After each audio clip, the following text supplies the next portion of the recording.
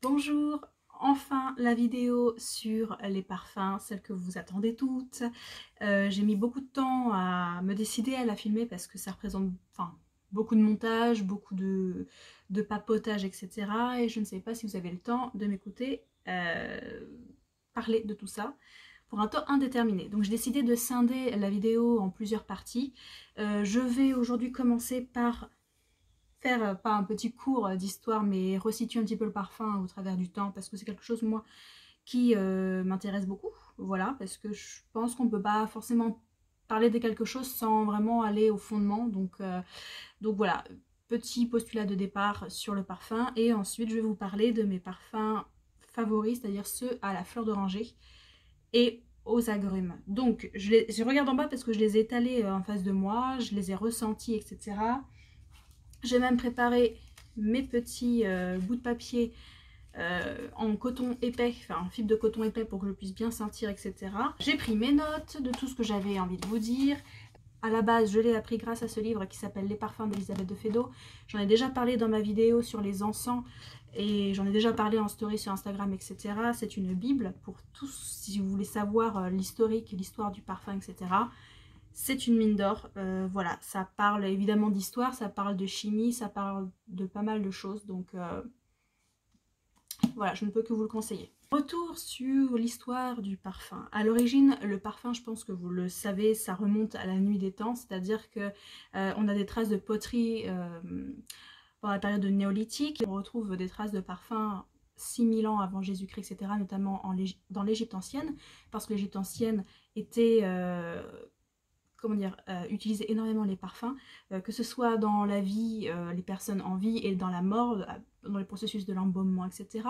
C'était lié au plaisir de la vie et c'était aussi lié à la mort, c'est-à-dire tous les rites funéraires, etc. On avait beaucoup d'encens, beaucoup de matières premières, puisque c'est un pays qui est riche en résine, en matières brutes de parfumerie, en épices, etc.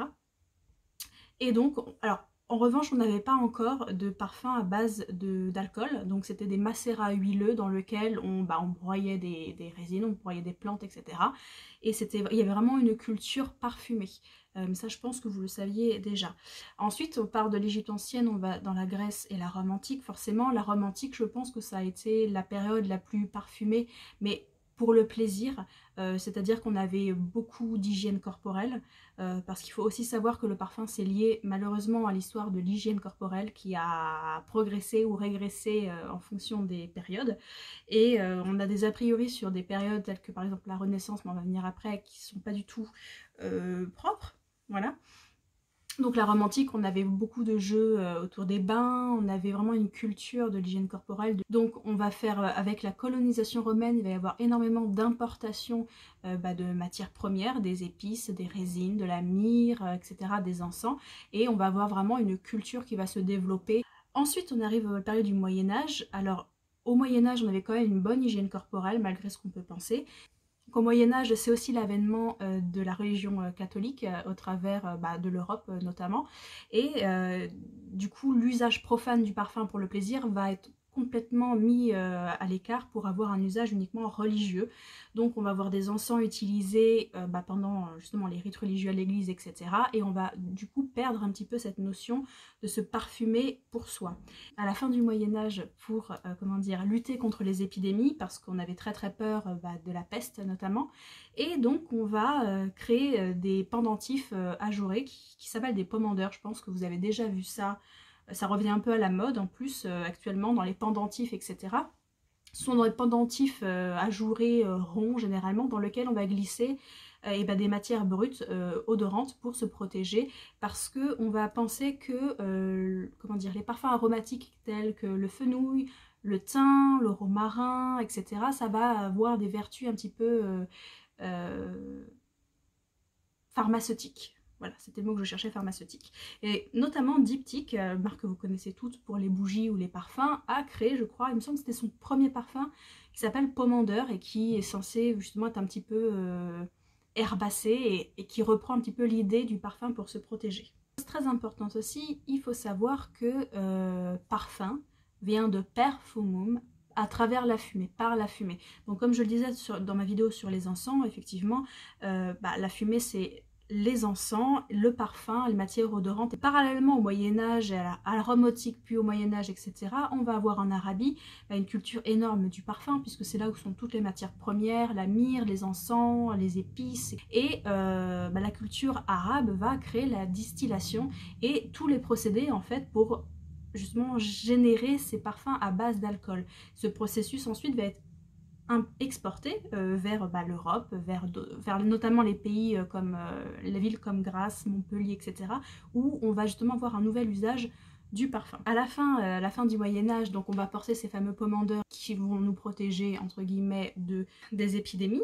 Et vraiment, en fait, avec les différentes croisades qui vont avoir lieu dans le Moyen-Orient sous l'égide catholique, on va ramener du Moyen-Orient toutes les épices, tout ce que j'ai déjà énoncé jusque-là, et forcément on va avoir un regain d'intérêt en Europe pour les matières odorantes. On va redécouvrir ce que c'est que de se parfumer, surtout avec les nouvelles inventions de distillation, etc. Quoi qu'il en soit, on arrive à la Renaissance avec des bases de parfums extrêmement lourdes, puisqu'on a ramené énormément de choses du monde entier, notamment avec le commerce de l'Arabie qui a exporté à travers toute l'Europe et tout le bassin méditerranéen, toutes les épices, tout ce qu'on pouvait trouver et transformer en parfum. Sauf qu'à la Renaissance, on a eu une peur de l'eau, on a un recul énorme de l'hygiène, on pense que l'eau transmet toutes les maladies, les épidémies, etc. Donc on va regarder ça comme si c'était le diable et on va se protéger et se parfumer, superposer les couches de parfum, de choses très très lourdes qui vont en plus pas spécialement ensemble pour justement cacher les odeurs corporelles. On va faire énormément aussi de fumigation, de parfums d'ambiance, notamment à Versailles, pour justement cacher tout ça et pallier au manque d'hygiène. Donc à mon avis ça devait cocoter mais comme pas permis là-bas. Jusqu'à Louis XIV finalement, en fait on va porter ce qu'on appelle des gants parfumés. Ce sont des gants donc en peau qui vont être tannés et qu'on va recouvrir de graisse d'animaux avec beaucoup de roses, etc. Et ça va créer, enfin on va créer les corporations tout simplement de maîtres gantiers parfumeurs. Il y a une marque d'ailleurs qui est toujours active aujourd'hui qui s'appelle Parfumeur, Gantier Parfumeur, Maître Parfumeur Gantier. Donc du coup les villes de Grasse et de Montpellier vont connaître un essor considérable puisque c'est là qu'on va faire pousser les champs de fleurs, etc. Ce qui est toujours le cas aujourd'hui, plus à Grasse qu'à Montpellier dans l'imaginaire collectif. Et toutes ces traditions finalement se sont perpétuées jusqu'à aujourd'hui. Et c'est notamment je crois que c'est un petit peu plus tard, 17e siècle, je pense, ou 18e siècle, que se situe l'histoire de Jean-Baptiste Grenouille dans le parfum, le livre que tout le monde a lu. Et donc au 19e siècle, après la Révolution française, l'hygiène va revenir au centre des débats. On va s'apercevoir que l'eau ne transmet pas les maladies, mais qu'au contraire, si l'eau est de bonne qualité, effectivement, on doit l'utiliser pour éviter justement tout ça. Et on va utiliser tout ce qu'on appelle les eaux de Cologne, c'est-à-dire des choses qui sont distillées à base très légèrement d'alcool, très aromatiques. On sait que Napoléon portait l'eau de Cologne qui est toujours vendue aujourd'hui par Roger Gallet. Il en mettait des litres et des litres et des litres et des litres. Il avait une très bonne hygiène, mais en campagne, etc. Il partait toujours avec ça. Et on arrive tout doucement en fait à l'avènement de la parfumerie moderne, celle qu'on connaît aujourd'hui, c'est-à-dire avec les vrais... les grandes maisons de parfums comme Guerlain, comme Coty, etc. Les maisons de parfumerie vont collaborer ensuite avec des maîtres verriers pour créer des flacons qui est finalement aussi devenu important que l'essence qu'il y a à l'intérieur. Donc on va avoir du Lalique, du Baccarat, et puis après ces flaconnages très chers, très luxueux vont passer en industrialisation jusqu'à arriver à la création de toutes les matières synthétiques que l'on connaît aujourd'hui dans le numéro 5, dans un autre parfum que je vais citer un peu plus tard, et on arrive finalement à ce qu'on connaît aujourd'hui. Donc finalement le parfum c'est présent dans la vie de tous les jours, et depuis que l'homme a su que finalement que cuire avec quelque chose avec de la fumée, ça va d'accord transformer le goût, mais ça va aussi transformer l'odeur de quelque chose, donc toutes ces matières différentes. Il y a aussi quelque chose qui est très intéressant de la parfumerie, ça c'était vraiment au niveau de l'histoire et la création des parfums. Il y a ce qu'on appelle la mémoire olfactive, et ça c'est vraiment quelque chose qui moi je trouve le plus intéressant. On a une mémoire olfactive et je trouve qu'on n'en parle pas assez. On a une mémoire visuelle, tout ce que vous voulez, mais il y a tellement d'études qui montrent aujourd'hui qu'une personne dans le coma, si on lui fait sentir des odeurs de ses proches, des odeurs alimentaires, en fait ça va provoquer des souvenirs chez elle de mémoire olfactive et ça peut parfois aider la personne à lutter encore plus, à se réveiller, à transparaître des signes. Et ça, il y a vraiment des études extrêmement intéressantes là-dessus. Donc on a tous une odeur, voilà, de notre maman, de notre grand-mère, une odeur de tarte aux pommes. Ça nous replonge en fait dans une situation que l'on a connue par le passé. C'est très très intéressant. Alors, je vais vous parler aujourd'hui des parfums qui me plaisent le plus, c'est-à-dire ce sont les parfums de la fleur d'oranger. La fleur d'oranger pour moi c'est la chose qui me touche le plus. Je pense que il n'y a pas forcément d'explication parce qu'enfant je ne mangeais pas de fleur d'oranger dans mes crêpes, je n'avais pas de parfum. La fleur d'oranger, ce n'est pas une odeur qui m'était familière, donc quand j'ai senti ça quand j'étais très jeune à 18 ans, et ben, je me suis dit c'est ça qui me plaît le plus. Et finalement en termes de parfumerie, c'était le dénominateur commun qu'il y avait dans tous les parfums qui me plaisaient, qui me touchaient le plus. Donc là j'ai décidé de faire ma première partie de vidéo sur les parfums à la fleur d'oranger. Je vais déjà voir combien de temps ça me prend parce que je parle. Voilà, sachez aujourd'hui si ça vous intéresse, vous avez énormément de forums, de sites internet, vous avez énormément d'informations disponibles pour nous. C'est vraiment, on peut aujourd'hui avoir une vraie connaissance, voilà, et devenir un parfumista à part entière. Voilà, bon, préambule fait. Le premier parfum dont j'ai envie de vous parler, je pense... Bon, ce sont tous mes préférés, vous l'avez compris, mais je pense que c'est la référence pour moi en termes de fleur d'oranger. C'est la fleur d'oranger de Lutens.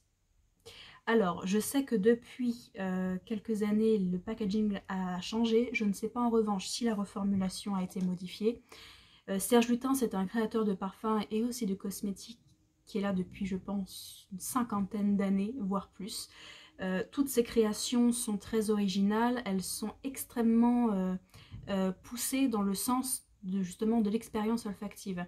Donc la fleur d'oranger, elle a été créée donc par Serge Lutens quand il était au Maroc et qu'il a vu tous ces orangers les fleurs en train d'être récoltées par les femmes marocaines, et il a voulu recréer cette expérience en flacon.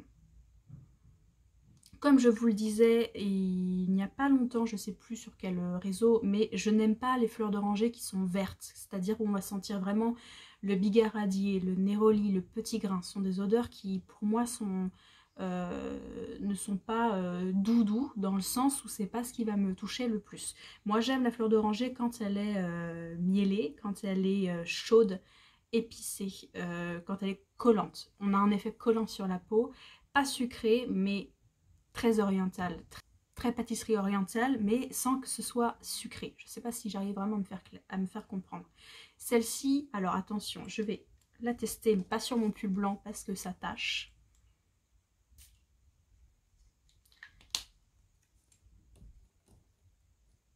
Elle a une excellente tenue. Alors je pense qu'il y en a plein qui me disent « Ah, j'adore celle de Lutens, etc. » parce que je vous la montre quand même assez régulièrement. Je la porte quand même très souvent.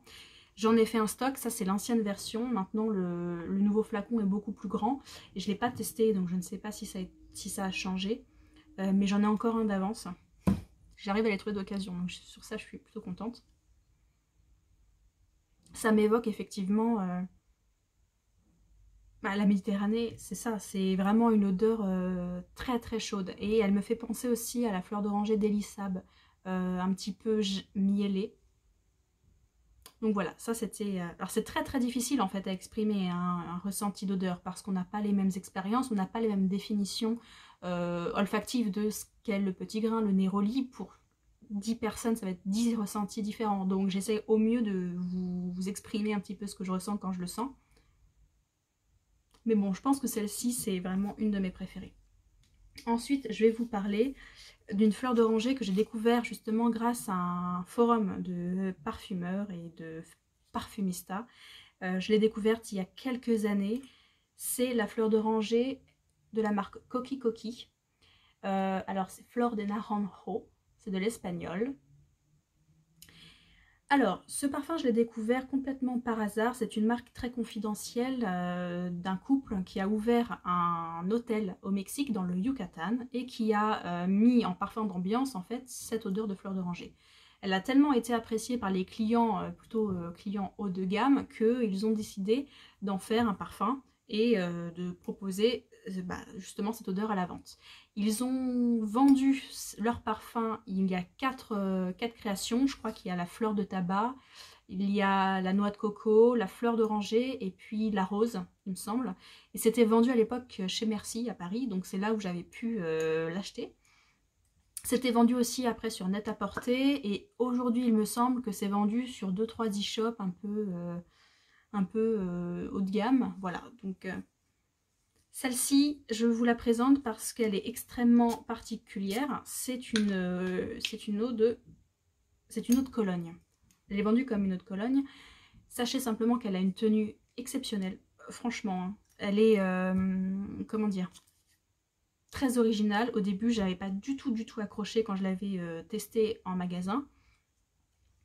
Petite précision, quand vous testez un parfum, testez-le toujours sur la peau parce que le parfum réagit au pH et on n'a pas tous le même pH et donc du coup, sur 10 personnes différentes, le ressenti de l'odeur va évoluer différemment. Petite précision, chose que je n'ai pas faite en début de vidéo, un parfum est constitué de 3 notes différentes, je pense que vous le savez, les notes de tête, les notes de cœur et les notes de fond. Les notes de tête, c'est ce que vous allez sentir dans les 5 à 10 premières minutes dans le parfum. Ça peut tenir jusqu'à 30 minutes, 1 heure, mais c'est vraiment la première idée que vous allez avoir du parfum. Ensuite, au bout d'1 heure, 2 heures, 3 heures, vous allez avoir les notes de cœur. C'est la note qui va durer peut-être le plus longtemps sur votre peau, en tout cas que vous allez sentir vous-même. Et ensuite, vous avez les notes de fond, c'est ce qui va rester du parfum à la fin de la journée si vous n'êtes pas reparfumé. Et donc dans cette construction, vous allez avoir plusieurs types d'ingrédients. En général, on va mettre ce qui est plus lourd en note de fond, comme le patchouli, l'ambre, etc. Tout ce qui va faire tenir en fait le parfum dans sa composition. Et les notes de tête, pardon, ce qui va être plus volatile. Donc on va mettre des matières comme l'iris, des choses qui vont vraiment pas rester très longtemps au niveau des capteurs que vous avez dans le nez. Voilà, donc c'était pour ça qu'une fleur d'oranger comme celle-ci en Cologne, avec une aussi bonne tenue, très honnêtement c'est assez rare pour être souligné. En fait celle-ci elle est donc eau de fleur d'oranger, en note de cœur vous avez de l'eau de rose et vous avez un de part extrêmement vert, extrêmement pétillant et ça sent vraiment la fleur d'oranger mais plutôt bigaradier, donc c'est pour ça que c'est une exception pour moi que j'aime ce genre de parfum, mais je l'adore. Franchement, je crois que c'est mon 2e flacon. Petite précision également, quand je vais vous parler des parfums, je vais souvent mentionner si c'est une eau de toilette ou une eau de parfum ou une cologne ou un extrait. Sachez simplement que forcément vous avez une déclinaison d'un parfum en eau de toilette ou en eau de parfum pour le plus classique et en extrait dans les hautes maisons. Il va y avoir une légère différence de composition entre les deux, ce n'est pas simplement une question de tenue et d'intensité. Parfois je préfère l'eau de toilette à l'eau de parfum, des fois inversement, parce que tout simplement le pH de chacun est différent et quand vous appliquez un parfum sur la peau, ça ne va pas réagir que votre copine, votre mère, votre soeur, etc. Tout va être différent. Donc quand vous testez un parfum, testez-le sur la peau, parce que c'est là où vous allez sentir les notes de cœur et les notes de fond, chose qui... Il va y avoir une alchimie, c'est une alchimie en fait, un parfum et une personne pour moi. En tout cas, on continue. Je vais vous parler maintenant de celui-ci.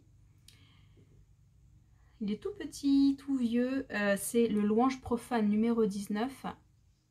Édition, alors Parfumerie Générale, édition Pierre Guillaume. Je vous en parle, j'en ai parlé pareil en story il n'y a pas longtemps, parce qu'il y a une de vous qui... c'est son parfum préféré. C'est un parfum de niche, c'est-à-dire c'est une parfumerie qu'on ne va pas retrouver forcément à Sephora. Bien que ce soit en train de se démocratiser de plus en plus, on trouve là-bas des marques comme Kilian, comme Atelier Cologne, etc. Comme Juliette The Gun, c'était des marques qu'on ne trouvait pas il y a 5-6 ans. On était obligé d'aller dans des parfumeries spécialisées où il y avait toutes les marques un petit peu confidentielles. Et Pierre Guillaume, justement, fait partie de cette marque-là. Pierre Guillaume est un ancien chimiste qui a créé sa propre maison de couture. C'est un petit peu le beau gosse de la parfumerie, sur les forums en tout cas de passionnés de parfum, parce qu'il est jeune, parce qu'il est chimiste et parce qu'il crée des choses extrêmement suaves, extrêmement sensuelles, etc. Je pense que beaucoup de personnes passionnées connaissent celui-ci. C'est un mélange de néroli et d'aubépine et de benjoin, ce qui fait que ce parfum est extrêmement suave. J'ai vraiment, je n'arrive pas à, je vais y arriver, je n'arrive pas à exprimer vraiment ce que je ressens de ce parfum. C'est un parfum très doux, très miellé. Voilà, c'est... Ils ont un petit peu tout ça, ces deux-là en tout cas, ils ont ça en commun, ce sont des parfums jasminés, des parfums un petit peu miellés, un petit peu sirupeux. Voilà, on est à la limite de l'overdose orientale. Mais dans le bon sens du terme, je pense que c'est aussi la réaction que ça fait sur ma peau hein, qui fait que j'aime autant. En termes de diffusion, je pense que c'est plutôt un parfum de peau, c'est-à-dire que c'est un parfum qu'on va pas sentir à 1 km dès que vous entrez dans une pièce. Il y a beaucoup de personnes qui détestent ça, justement, qu'on sente les odeurs des autres, notamment quand on va au restaurant, etc. C'est vrai que, à titre personnel, j'aime beaucoup de parfums, il y en a très peu que je déteste. Mais quand j'allais au théâtre ou que je vais manger, etc., que la personne à côté de moi, c'est overdosé d'angel ou de coco ou de opium ou tout ça, ça m'écœure et puis bah, moi j'évite de le faire parce que ça peut être considéré comme une faute de goût d'envahir l'espace olfactif de quelqu'un. Après chacun son truc. Voilà, à l'époque dans les années 90, il paraît que c'était une overdose de coco et d'opium dans tous les restaurants avec le tabac, etc. Je me demande comment les gens faisaient pour goûter et sentir leur plat, ça devait être particulier. Donc c'est un parfum de peau pour en revenir là. Un parfum extrêmement beau qui a une arrière note de fond de cire. Vous voyez, cire d'abeille. Ça me vient de m'évoquer ça. Comme je le disais à l'une d'entre vous, j'essaye de parler par image parce que j'ai pas envie de vous dire bah en note de cœur il y a ça, note de fond ça. Moi ça m'ennuie profondément quand on lit sa liste, etc. Ça me parle pas du tout du parfum, ça ne me dit pas du tout ce que la personne voit dans sa tête quand on sent un parfum. On a tous une idée quand on prend un parfum en parfumerie et qu'on sent, on se dit ah ça m'évoque ceci. Et c'est ça moi qui m'intéresse. Parce que la liste des ingrédients, moi je sens des choses que les gens ne sentent pas et inversement. Voilà. Bon. Donc Louange Profane est un très beau parfum que j'avais réussi à trouver sur Vinted. Donc je suis vraiment ravie. En parfum ressemblant, vous avez un autre parfum de la marque Le Labo. C'est la Fleur d'Oranger 27. Alors, Fleur d'Oranger 27, c'est un parfum superbe. Voilà, parce que c'est une marque quand même plutôt luxueuse. Vous avez en fait la personnalisation du packaging à chaque fois que vous achetez en magasin. En fait, c'est un parfum, le Labo, qui utilise d'excellentes matières premières pour créer ces parfums et qui a toute une déclinaison de santal, de vanille, de lys, de rose, etc. Alors ce ne sont pas des soliflores, on va dire que ce sont des créations originales autour d'une matière première, mais c'est quand même extrêmement travaillé et la tenue est incroyable. C'est pas le cas de tous les parfums. Hein. Alors quand je sens celle-ci, effectivement on sent la fleur d'oranger, on sent le néroli, et elle est beaucoup moins miellée, beaucoup moins suave que d'autres, même si on est encore dans la fleur d'oranger un petit peu lourde, un petit peu grasse. Donc, alors la seule chose, c'est que ce parfum, je pense qu'il faut que je réessaye, mais le peu de fois que je l'ai porté, j'ai eu un petit peu mal à la tête. Je suis transparente, hein, je vous le dis que c'était un cadeau qu'on m'a fait et j'ai vraiment, voilà, ça me porte un petit peu sur la tête en fin de journée. Donc je pense effectivement que ça doit être lié aux matières premières qui sont utilisées à l'intérieur. Ça a été le cas d'un autre parfum dont je vais vous parler après. Quoi qu'il en soit, oui, c'est un parfum que je vous conseillerais si vous aimez le Labo, si vous avez envie d'investir, parce que c'est un parfum, une marque qui a quand même un prix, un budget assez conséquent. Mais sinon, je pense qu'on trouve des fleurs d'oranger très belles à des prix peut-être un peu moins importants. Même si Serge Lutens, Coqui, etc., c'est pas non plus des parfums peu chers. Ensuite, je vais vous parler de Osiris de Sylvaine Delacourte. Je vous en ai parlé récemment en story. Alors Sylvaine Delacourte est un nez. C'est un nez qui a travaillé pendant 15 ans chez Guerlain, qui a été directrice de la création des parfums là-bas, qui crée en fait des parfums VIP, etc. et qui a lancé sa marque éponyme, où elle propose en fait 5 déclinaisons autour de 3 matières premières. Donc elle a fait la fleur d'oranger, elle a fait la vanille, elle a fait le musc. Parmi la fleur d'oranger, moi j'ai vraiment eu le coup de cœur pour celui-ci. Osiris, c'est un parfum qui sent la fleur d'oranger et le sésame. Et c'est vraiment ça. Et honnêtement, comme je vous le disais, énorme coup de cœur. Il a une tenue d'enfer. Et le sésame est vraiment une note que j'adore en parfumerie. Je l'adore aussi en alimentaire. Je trouve que le sésame grillé, le sésame dans les salades, etc. c'est vraiment quelque chose de tout petit qu'on peut rajouter. Et ça donne une dimension orientale et explosive. Voilà. Et celui-ci, si vous cherchez quelque chose d'original et que vous aimez la fleur d'oranger de lutin, si vous aimez louange profane, si vous aimez Élissab, etc., ça ne peut que vous plaire. Et je trouve la démarche très très bien parce qu'on peut acheter des kits d'échantillons à 10 € et on obtient un bon de réduction si on achète un full size ou une miniature comme celle-ci. C'est un 30 ml. Donc voilà, ça c'est sûr que je le rachèterai, en tout cas je vais le terminer sans problème. Il me reste 2 produits à la fleur d'oranger à vous présenter. Alors, une marque dont j'ai parlé de nombreuses fois également, c'est la fleur d'oranger de Fragonard. Fragonard, justement, je parlais de Grasse tout à l'heure, c'est une maison de parfumerie historique, extrêmement ancienne, et qui a toute une gamme de soliflores, donc à la verveine, à la vanille, au vétiver il me semble, et à la fleur d'oranger. C'est le parfum le moins cher que je possède en fleur d'oranger. Je crois qu'on est à 29 € les 100 ml. Je ne vous ai pas précisé les prix, mais vous avez tous les liens en barre d'infos. C'est la fleur d'oranger la plus bébé que j'ai sans qu'elle soit verte et agressive. C'est une fleur d'oranger presque alimentaire, un peu pâtissière, celle qu'on retrouve dans les crêpes. Alors, je l'avais acheté il y a très longtemps, il y a 10 ans, et il y avait un composant que je ne supportais pas à l'intérieur. Donc je n'avais pas pu le terminer et ils ont changé récemment la composition et depuis ça ne me brûle plus et je n'ai plus aucune réaction allergique. Donc si ça vous arrivait, sachez que le problème a été résolu, en tout cas pour moi. Alors je regarde parce que en fait le combo de fou pour l'été, c'est de mettre ce parfum avec le lait corporel qui est de la même gamme. Et ça en plein été, vous avez une odeur délicieuse. Ça, à chaque fois que vous la portez, tout le monde va vous demander qu'est-ce que c'est, etc. C'est pas jasmin, c'est pas lourd, c'est pas du tout suave. C'est vraiment une fleur d'oranger de bébé, toute simple. Il n'y a rien de farfelu. Si vous n'aimez pas justement les choses trop lourdes, trop compliquées, ça c'est celle qu'il vous faut. Donc je pense que c'est un must à avoir chez soi. J'en aurai toujours un flacon à parfumer sur ses oreillers, à parfumer un peu partout et tout ça. Moi je trouve que c'est une super découverte et je suis ravie de l'avoir découverte parce que encore une fois c'était grâce à tous les forums que j'ai pu consulter et tout. Donc voilà, je m'en sers moi, ça baisse pas beaucoup, hein, vous avez vu, mais je m'en sers le soir pour aller me coucher. Le dernier parfum dont je voulais vous parler, c'est un parfum que tout le monde connaît, c'est le classique de Jean-Paul Gaultier version eau de parfum. Alors, j'adore également le classique aux toilettes, mais je n'ai pas retrouvé le flacon que j'ai terminé il y a un moment. Alors, le packaging a changé depuis.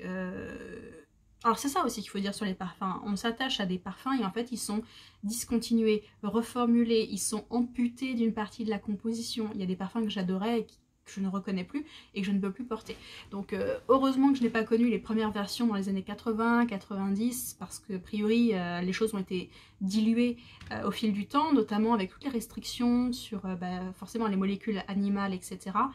Eh bien on a des compositions qui ont complètement changé et il y a beaucoup de personnes qui ont perdu leur être aimé parfumé. C'est très triste. Bref, tout ça pour dire que c'est plus la même version, je ne sais pas si l'odeur a changé. Je pense que non, parce que celui-ci c'est un classique forcément et il plaît, voilà, ça fait longtemps qu'il existe celui-ci. Donc c'est une fleur d'oranger très gourmande, très très poupée corolle, et en fait on a rajouté un soupçon de vanille à l'intérieur pour en faire l'eau de parfum, et j'y sens un petit peu un côté grenadine, un petit peu Amor de Cacharel, je ne sais pas si vous allez voir.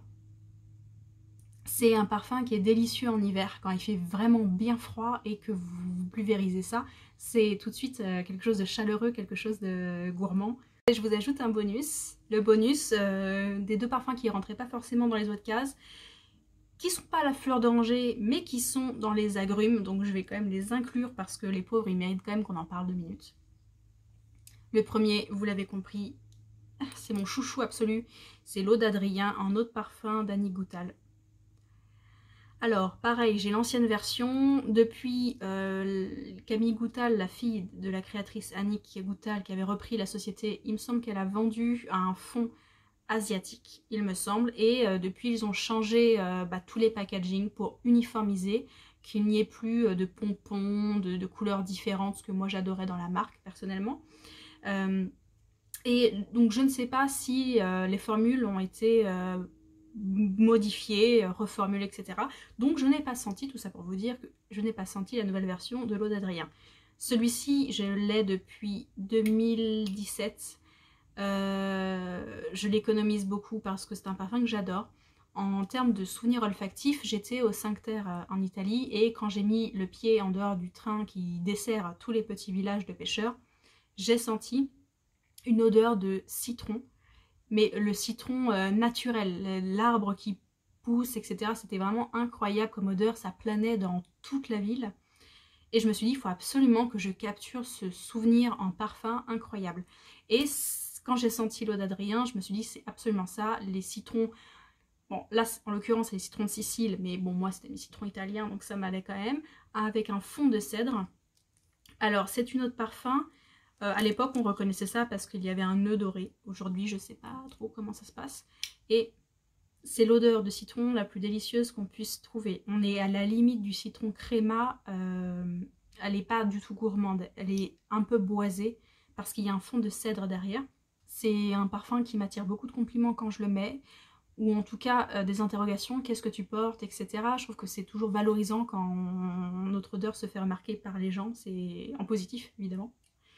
Voilà, franchement, l'eau d'Adrien, c'est... Pour moi, c'est l'odeur de l'Italie. Quand je pars en Italie, je prends toujours ce parfum avec moi. L'été, ça va très bien, c'est très agréable. Et enfin, le dernier parfum dont je voulais vous parler dans cette vidéo, c'est celui-ci. Alors, c'est un parfum Hermès, l'eau de mandarine ambrée. Je l'ai depuis un petit moment également, quand Hermès a créé sa ligne de Cologne. Donc, vous avez l'eau de citron noir, vous avez... je me souviens plus. Et en fait, j'avais complètement craqué sur cette Cologne parce qu'elle sent la mandarine, la peau de la mandarine. Vous savez, la peau où vous avez le zeste et le zeste. Ça sent exactement ça. Quand vous ouvrez la clémentine et vous avez, vous savez, des petites gouttes qui vous tombent sur la main, qui vous sautent au visage, ça sent exactement ça. Vous avez un fond ambré qui permet justement à la Cologne de tenir sur votre peau. C'est vendu comme une Cologne, mais ça n'a pas le prix d'une Cologne, c'est une Cologne de luxe. Donc elle tient très très bien, et moi je l'ai redécouverte pendant le premier confinement quand j'allais dehors, etc. Je m'en aspergeais, ça tient toute la journée et c'est vraiment un très vivifiant, très presque gourmand. C'est quand même un parfum très joyeux. Bon, après il faut aimer la mandarine, hein, je vous le cache pas, c'est un vraiment très très joli soliflore autour de ça, et je me disais que ça avait quand même sa place dans cette vidéo parce que les gens aujourd'hui ils vont vers les nouveautés, mais il y a quand même de très beaux parfums qui existent depuis longtemps, et voilà, il n'y a pas eu beaucoup de pubs autour de la gamme de Cologne d'Hermès. Il y en a plus sur l'Élixir des Merveilles, qui est un magnifique parfum. Voilà, et écoutez, c'était ma première vidéo sur la première partie des parfums que je possède et que j'aime. Voilà, il y en a d'autres que j'aime et je ne vais pas forcément vous en parler parce que soit ils n'existent plus, soit ça n'a pas tellement d'intérêt, donc j'ai moins aimé. Donc je vais vraiment faire une sélection. Je vais revenir très très bientôt avec une autre partie sur les parfums. Je pense que ça concernera les parfums à la vanille. J'en ai moins, mais une petite vidéo beaucoup moins longue que celle-ci, je pense qu'ils les méritent. Et ensuite, il y aura une autre partie sur les muscs et les parfums floraux. Voilà, et bien écoutez, merci d'avoir tenu jusque là, d'avoir regardé ma vidéo. J'espère que ça vous a plu, que vous avez appris des choses. N'hésitez pas à me dire ce que vous portez, si ça vous donne des idées en commentaire, ça me fait extrêmement plaisir. Et puis bah voilà, bah, moi je vous dis à bientôt et je vous souhaite une très bonne journée.